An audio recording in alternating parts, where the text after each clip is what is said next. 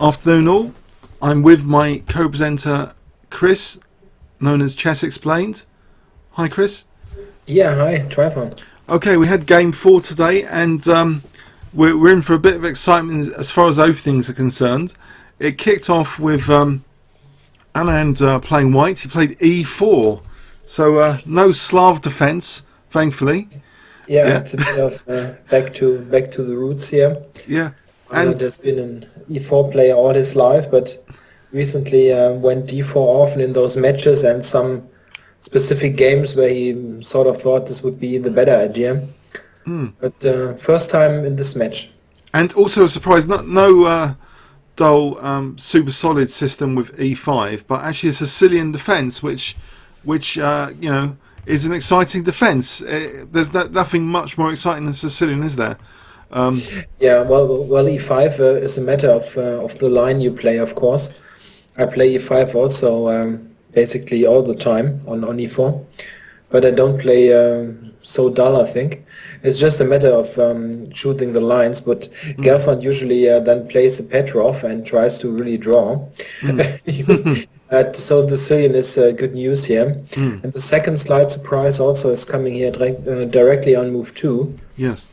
because Gelfand is maybe he is, after Kasparov retiring, the world's #1 expert on the Najdorf, but he doesn't play it. He plays knight c6 here. D6 would have Yeah.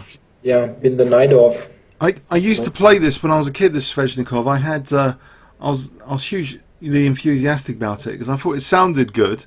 Sveshnikov. It sounded like Russian, and and there was a lot of theory on it. And I think part of the reason I stopped playing it is when you play the Sicilian in the UK, unfortunately, people play things like C3 and stuff, and all sorts of avoiding lines. And also, of course, Bishop B5 is a new anti-Sveshnikov, well, in the last few years.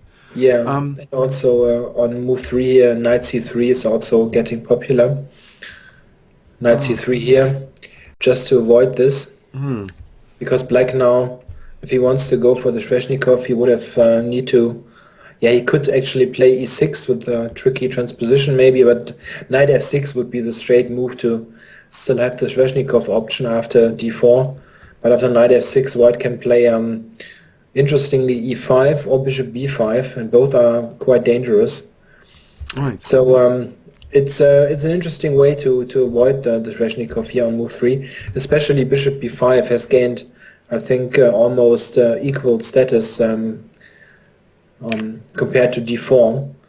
Well, almost by top players, almost any anti-Sicilian is rated as a second-rate opening, but bishop b5 that's just maybe equally good as d4, or it's considered on an equal term, so to say. Yeah.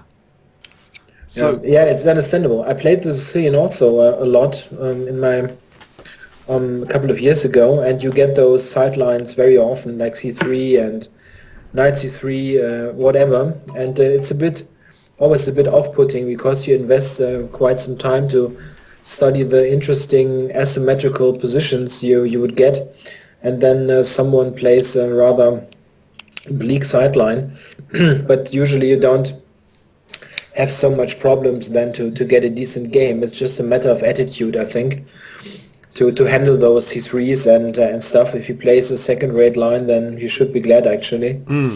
But it's I know it's not like it's not this reason why I stopped playing the Sicilian, but it's one irritating thing to yeah. have to worry about all those other lines, yeah.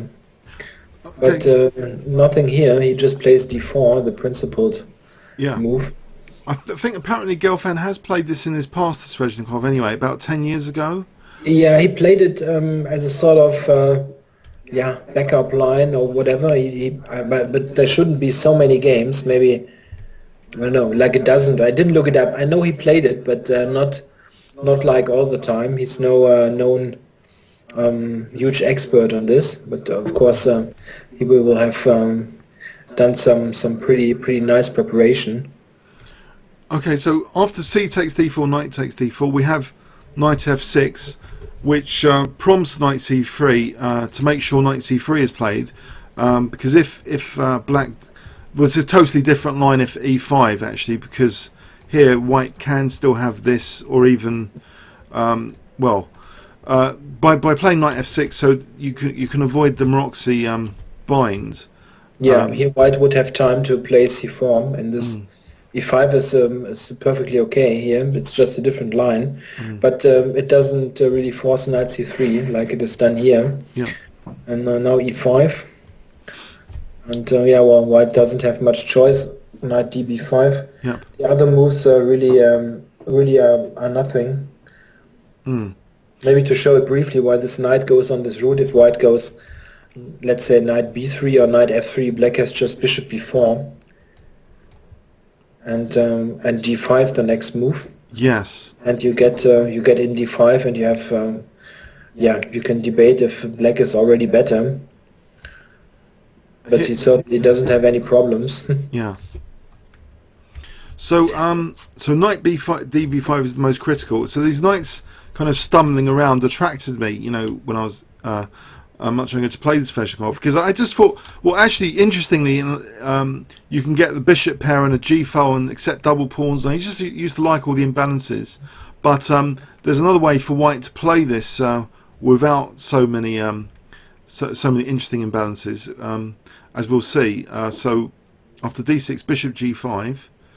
Yeah, and I think now a6, attacking the knight. So knight a3, and it looks, maybe some people might be surprised by this, but this is all free because the knight is heading sometimes to that d5 square once this pawn moves. When this knight moves, this pawn moves, reroutes. It's also just a matter of lack of alternatives. White certainly would prefer to have his knight on e3 or somewhere else, not on a3. But well, this is the reason why this opening is playable. This kind of time loss by white's knight. Otherwise, black would just be busted in the long run with all his weaknesses. But it's just a matter of time here that white needs to spend to get this knight back into play. Yeah. And now b5, threatening immediately b4. Yep. So white needs to take some strong measures here, and this is either knight to d5, which Anand plays, and this is the maybe more strategical option. Yeah. And now here, well, the other option was bishop. Is it here? Bishop takes f6. Am I? Yeah, this is the other move. Yeah, so g takes is usually played, not queen takes, because that was run into knight d5 with tempo. Black is just too much time. So this, and then c4. Yeah, and now knight d5. And this is the line I used to really like, and I've won some great games in the past. You get the bishop pair in that g file, and it's very good fun. The imbalances there. Yeah, this is really very interesting to play for black, even especially if you like active piece play. If you're sort of a fan of solid, very nice pawn structures, then it's not your kind of chess. But it's very interesting to play. Black now plays f5 or bishop g7. These are the two moves that you can play. And this double pawn is no issue. It gets traded off with f5. You have two f pawns to fight for the center, and it's very interesting. This is a sharper option, but I think recently white didn't go so much for this. So maybe black has some resources there that puts white off from this line. So this is a calmer option, just knight d5, not changing the pawn structure too much. So after bishop e7, just taking on f6, giving up the dark square bishop to increase the dominance of the knight and control of d5 in general. But now here, this is interesting, that c3 used to be popular, but now c4 is more popular. I'm not sure. I'm no expert, but whenever I see the Sveshnikov played on a top level game, they usually go for this line. Very often at the top you don't even get this opening because people will play on move 3 bishop b5 or play knight c3, so they avoid the Sveshnikov. It has a really good theoretical standing, I think. So, but whenever they play the open Sicilian, actually then, and it gets a Sveshnikov, usually they go for this position. So it seems like White considers to be a relatively safe way to, well, probe around a bit, not too much risk taking, and maybe get something if Black does something stupid. So yeah, I think b4 now is the main move. Okay. It doesn't make much sense to take on c4 to get White's knight into the game immediately, I think. Yeah. And also, sometimes this c5 square is important to Black for blockade. Yeah, this can be a nice place, ideally for a bishop, but this is difficult to achieve. But sometimes you get a knight there via b8, d7, c5, or sometimes even a queen. So, yeah, Black has got some dark square play, while White has this nice knight and some space advantage. So castles. Yeah. And now g3, actually. I think g3... well, there's no problem at the moment with c4 being victimized anytime soon. So the bishop can afford maybe to go to g3, g to g2. So g3, interesting. It sort of increases a grip on d5. Yeah, and it sort of anticipates that Black, maybe it's not really the kind of position where you need to play this as Black, but Black's f5, f7, f5 is the usual plan, and the bishop on g2 is just perfectly placed to diffuse this plan, as then the e4 square would be available for the bishop. So it sort of tries to limit Black even more. And well, the alternative would be bishop e2 and queen d3, stuff like this, but g3 looks pretty harmonious. And also you might have the idea to the board disappeared. Okay, you might have the idea to play h4 at some point. This is also often an idea. Right. So like h4 on bishop g5 can be a response in some positions. Yeah. Okay, but Black just plays a5, secures this pawn on b4. Yeah. Now bishop g2. Yeah, bishop g5. So this prepares for f5 potentially, but otherwise the bishop is still useful on this diagonal. Yeah, I think also what Black needed to consider, he plays bishop e6 next move. So let's just put it on the board, castles and bishop e6. Yep. And if the bishop would still be on f6, White maybe could capture there and then capture on d6, knight f6, queen f6. Oh yes, yes. So it maybe prepares bishop e6 in a way. I think it's really the loss of a pawn. Quite sometimes you can sacrifice this pawn, but I don't think in this position, just not the right setup of this. So yeah, we arrived here and White went knight d3. Queen d3. Yeah. Yeah, and yeah, the next move really surprised me, but yeah, maybe it's just okay. Yeah. Black took on d5, which you would think if White can keep a piece on d5, that would be more ideal than a pawn. But I wonder about. So he played actually c takes d5 here, but I wonder if we played queen takes d5 instead. Yeah. What would be going on here? Interesting. Maybe, maybe there is a pawn sack available with queen b6. I'm not entirely sure. Yeah, this is certainly a move that White would consider. Black would consider. Sorry, queen b6. So queen d6 now. You could rook d8, then c5 maybe, but then you can just drop the queen back. Everything else fails and it doesn't have a square on d6. Yeah, so that's trapping the queen. Yeah, so maybe queen b6 is the right way to start here. And I guess, okay, is d5 exploitable here for a knight? Well, the bishop's eyeing e3. The knight can't route there, so it's a case of a route, an access route, which I've been talking about recently in some recent videos. If there's no access route to is d5 really an exploitable weakness? Because the bishop's kind of a bit passive on g2. I mean, it's not. I don't think this would be a major problem d5 anyway in this position. No. As soon as the knight moves, knight d4 is also going to be powerful for black as well. So yeah. So maybe that's why white was content just to block with a pawn. C takes d5. Just a funny little line that I saw. Let's put queen d5 on the board again quickly, just to show a little trick here. Queen b6. Yeah, queen b6, your move. Yeah. And yeah, and let's just continue this line.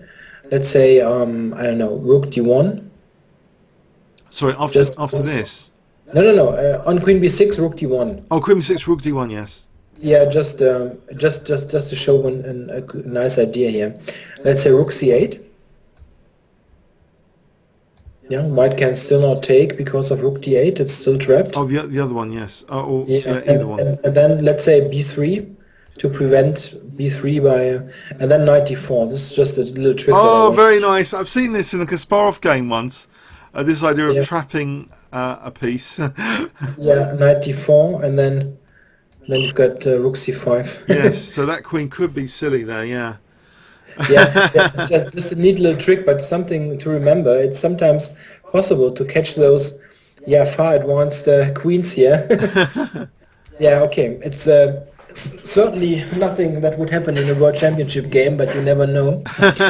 Okay. Yeah, well, still c takes d5. I thought if e takes, I think that's giving black mobility with f5, potentially later.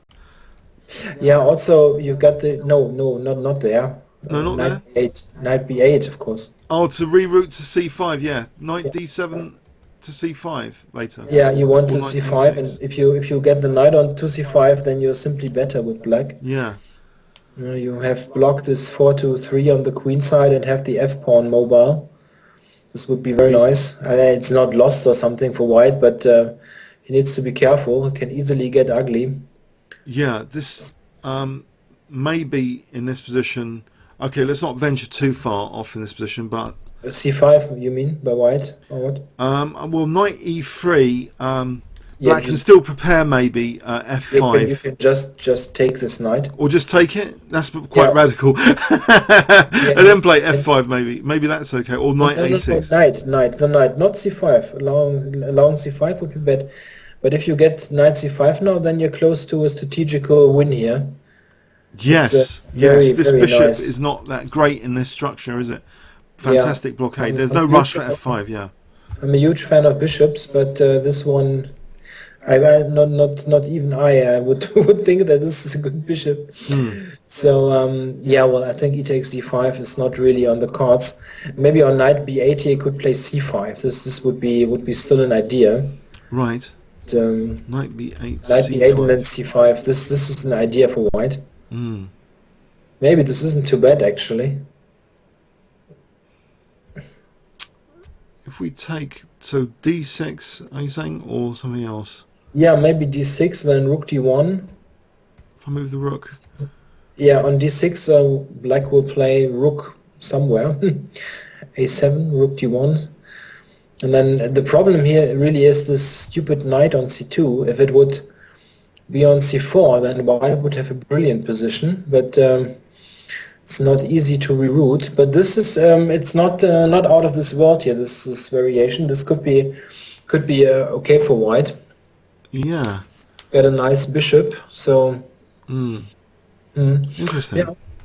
Yeah. Maybe he takes d5 isn't so awful if you go c5, but it's not 100% clear that that black would play this way. But they want a symmetrical pawn structure in every game. So c takes d5. We've got symmetrical pawn structure. Oh dear. C takes d5 looks a bit lame. But okay, what I understand here is if you put it on the board, c takes d5, knight b8. What I thought is that maybe important knight b8, of course, not knight e7, because on knight e7 this knight has no idea anymore. Yeah, because actually you're right. This f4 is out of the question, so this is hopeless. Sorry, knight to g6 as an idea. Yeah. Yeah, You want getting here is the most important thing, isn't it? So, yeah, this is the dream square for the knight. Plucking the c file, and this would be good. But what I thought here, I thought maybe White is playing on the idea that he can play bishop h3 at some point, controlling c8, so that Black cannot really go rook c8 at some point. I see, yeah, maybe And of course, h4 first, or is h4 needed first, do you reckon, here, for that idea? it's an idea. Or just bishop h3? No, just to show the idea, I thought that White maybe would have this opportunity to grab the c8 square, and of course Black is doing the same with the bishop on g5, but maybe you can at some point play f4 to break this. It's risky, and I thought this would be the idea maybe, but I think it's all pointless because Black's knight gets to c5, and then it's just over in terms of playing Yeah, the advantage. This yeah, knight is just so great, and White's knight is a complete foolish piece. It cannot do anything. On e3, it simply gets exchanged all the time. yeah. You don't really have a route to activate it. So this bishop on g5 is doing a nice job here. Yeah. Yeah, it's just nothing. Okay, It's even arguable that Black is maybe more comfortable. so maybe that's why he wanted to just initiate action on the queen side. He plays a3, just sort of Yeah. undermining the structure here. Yeah, this tries to make use of the slight development advantage that White has. But, well, knight a6. Okay, so there's a slightly, it seems a vulnerable pawn on the queen side for a moment. That's after a takes. Of course not takes, because then you lose the knight. So knight takes. Then the knights come off. Okay, that solves White's knight issue. So we have opposite colour bishops, and again symmetrical pawn structure, which doesn't bode well from previous games for being a draw. But now h4 is used to kick that bishop to commit it a bit more. Yeah. It goes to h6. Okay. And now bishop h3, so we've got symmetrical positioning of the bishops, symmetrical pawn structure, opposite coloured bishops. This slight concern about this b pawn, maybe, only a faint concern. I don't think it's a big deal. So Yeah, and also c6 can be a potential point of entry where White could, if he could, place a rook there. Let's say rook on c6, queen on b5. This would be some pressure. Yeah. He just doesn't manage. There'll be pressure on d6, but with that bishop just making sure c1's unavailable, a route to c6 seems very hard to achieve. Yeah, that's the issue really. And he plays queen b6 now, which also avoids moves like rook a6 or queen b5. These kind of moves to activate your pieces. And now you really ask yourself, what should White do here? Yeah, he went bishop b7, but I think there is just nothing that you can do. Yes, now it's interesting actually though, this idea here of b3, that really does imply rook a2, making use of that b pawn for this invasory rook a2, this peg on a2, which will force potentially an exchange of rooks. So it's difficult to see. Well, it looks as though the Sveshnikov has been a very fine weapon to get equality here, but it's just the way, well, again, the way the symmetrical pawn structure ended up, and the opposite colour bishops. But b3, yeah, it's good to draw with Black because he'll be having two whites. If he can draw with Black, two whites in a row, won't he, after this? Yeah, right. He will have White in game 6 and game 7. And in general, a completely problem-free draw as Black is certainly okay for Gelfand here. He's the moral winner. I'm not sure if this is an English expression, but he's just he can feel as being the winner of this game. Like White didn't get absolutely anything. So, yeah. So bishop c6 though, as though maybe the a file might be important. poking at the A8 square, but now just rook A2, and Yeah. of course there's going to be pressure on B2. If the rook did leave, then black would just possess that A. This wouldn't be any good to do. It would be pointless to do rook B1. Yeah, this plays for a loss in a way, trying to Yeah, lose the game. It's not immediately obvious what black could do, but it's pointless to try to win here, risk something, because this bishop on c6, for instance, it controls the a8 square. This is nice, but other than that, it's just a stupid piece. Doesn't do anything, and black has got ideas like rook b8 to b4 to d4 and so on. So white just needs to get this wrapped up to a draw. yeah. So he takes on A2, and now he just goes for that pawn and protects his B pawn at the same time. So protecting and attacking, okay. But black, Black doesn't want to be a pawn down. White threatens b4 now. yes, Or some b4 maybe to keep the pawn. yeah. And then B5 So would be good because the bishop would be protecting it. So yeah, it's still very drawish, but even if you would lose the a pawn, it's very drawish for nothing. But you could just get it back with rook b8. yeah, so rook B8. So, Okay, so after queen takes A2, unfortunately, well, we have another draw, but it was an exciting opening. It's the pawn structure, really. The pawns are the soul of chess. Philidor said that. So if the pawn structure is symmetrical, the soul is less exciting of the game. The underlying soul of the game is defined by the pawn structure. yeah. But so they drew here. But okay, should we have a quick review or this final position? Should we say something about this? This final position after rook. Sorry, queen a3, rook b8. So queen a2. So queen takes b2. Let's imagine if they carried on, it would just be a dead draw. Don't know if we need to demonstrate anything here. There's just no exploitable targets. Yeah, I mean white. Yeah, it's a draw. What can you do? I think if I would be black and I would be facing a somewhat weaker player where I try to win, I would try to. Yeah. Yeah, exactly. Trying to get F2. before. F2 would be the target, wouldn't it? Yeah. F2 is. If anyone, then maybe black could. It's a draw, but could try something. Yeah. Not much he could try, but at least. Yeah, let's do a quick recap here. It's quite boring affair, this game, but it's hard to say. It's hard to say if maybe this bishop takes d5 idea is completely new or something. Well, at least yeah, I think the critical point here is really maybe move 17. So g3, d5. Where Gelfand captured on d5. Yeah, And, so bishop I'm really takes not sure d5. if this is a common idea. And yeah, maybe white needs to try something else. C takes d5.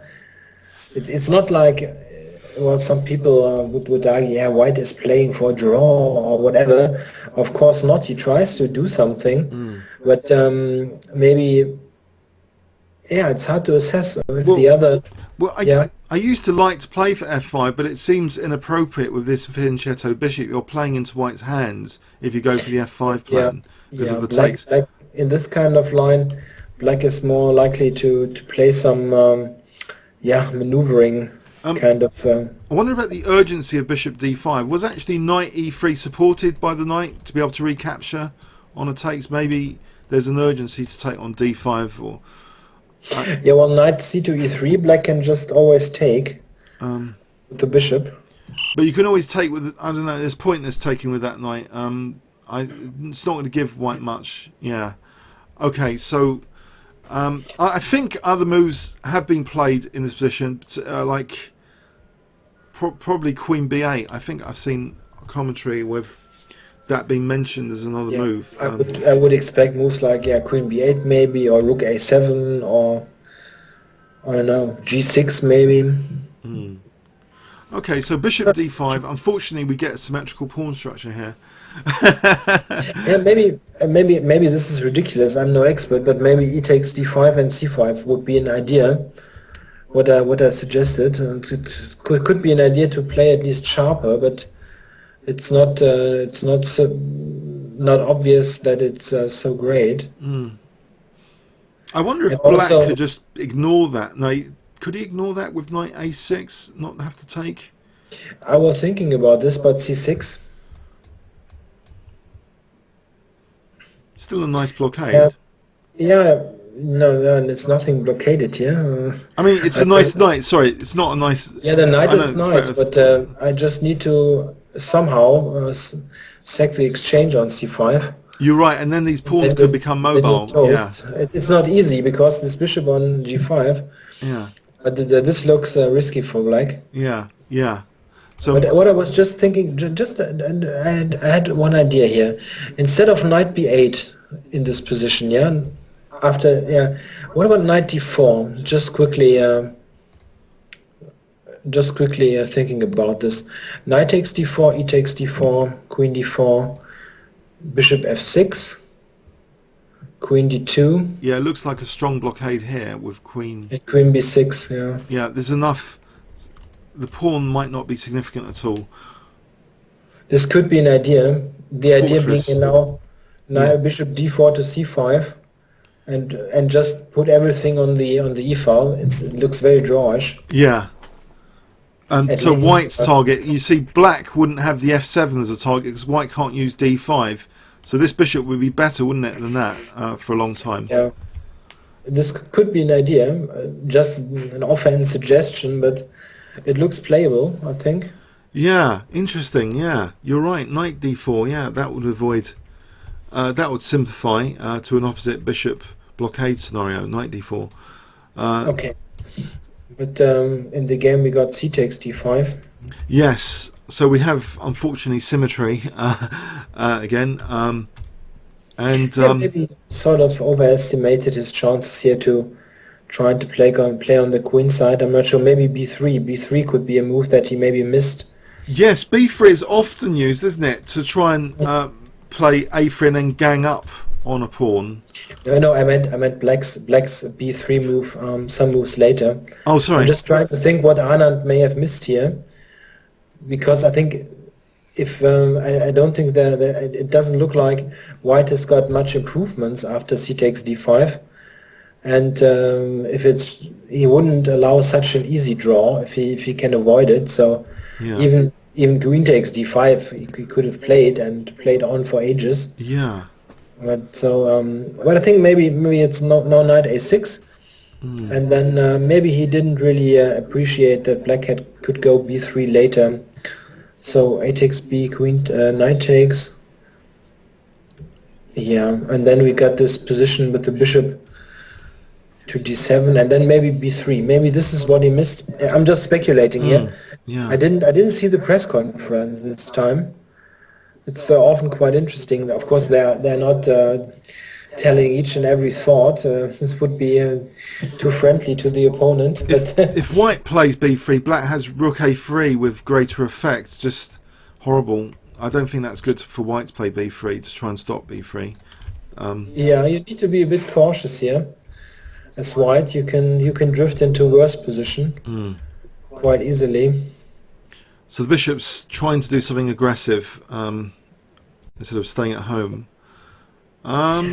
This forces this kind of b3 thing. Otherwise, white would get the a file for nothing. Yeah. So yeah, we just drift. I don't know. I did find it exciting. I don't usually have games like this when I play Sveshnikov, but theories progressed. Some people blaming computers and preparation for things. Sometimes for draws like this. But yeah, it looks. Yeah, it looks black's done a good job to secure a draw with black so easily. Is bishop takes d5 a new move? I think this position must have been played before. I could look it up myself in the database. Wait, I really want to know this. Just a second. Yes, bishop d5 here. If this was something new. I just need a couple of seconds here.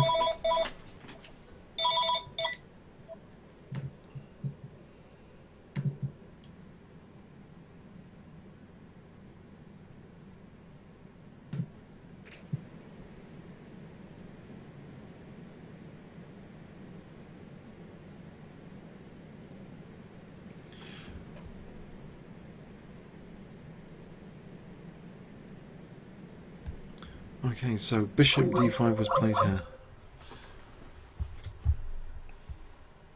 The lost connection. Oh, sorry. We just lost connection Oh, I for a think we've second. got connection back. Sorry, have we got connection Yeah, back? we're on again. Okay, should we call it a day there? Sorry, did you have any quick news to report? I'm not sure I'm sharing screen with you, but do you want to just quickly mention, we'll call Yeah, I'm just quickly checking if this was a new idea. Bishop g5, castles. Bishop e6. Yeah, it seems kind of a new idea. I don't find the exact position, which surprises me. Right. No, I found the position. Okay. Takes d5. This was known. This was played 3 times already. Interesting. And White won all 3 games. Oh, blimey. What did Yeah, White play after bishop d5? yeah, we've got 3 games with bishop takes d5, and White has played all 3 possible moves: queen d5, cd5, and e5, and won all 3 games. But okay, in all games, White was I know not a favorite, but okay. But c takes d5 was also played. Knight to b8, and then h4, a3. Yeah, well, this is sometimes you just don't understand games that you see. Okay, you don't want to get to. It was kind of known, but black players played somewhat strange here. Mm. So, but an easy improvement, I think, for Gelfand here. Yeah, okay, let's wrap it up. It was a pretty easy draw, at least on the surface, for black. And I think now, tomorrow Gelfand will try a bit with white, and he's got 2 whites in a row now. Yeah. So this will be very interesting. I think up to now he can be very satisfied with the match. It's not like some people suggested before that it would be really a landslide victory for Vishy. So this you can already forget about, I think. Yeah, it's going to be a tense match. It's building up to maybe a thriller. Yeah, it's just the same if you get two top teams in football, let's say Champions League final, and unless they score a quick goal, you've got those tactical plays all the time, and it's just the boring, super boring stuff sometimes. Yeah. Mm. In football, if there's no goal, and if you got an early goal, you have the other team that needs to do something, and so on. So I think it really would be helpful if we've got some decisive game in this match. I think this would really spice up things a lot. But yeah, they're pretty good goalkeepers, I think. All right. Okay. I hope everyone on YouTube got something out of the commentary here, and not too depressed by the match game so far. Some interesting. At least it was an interesting opening today, anyway. And okay, thanks everyone on YouTube, and thanks Chris. Yeah, thanks for watching. Okay, comments or questions on YouTube on both our channels. We'll be uploading to both our channels, King's Crusher and Chess Explained channels on YouTube. Thanks very much.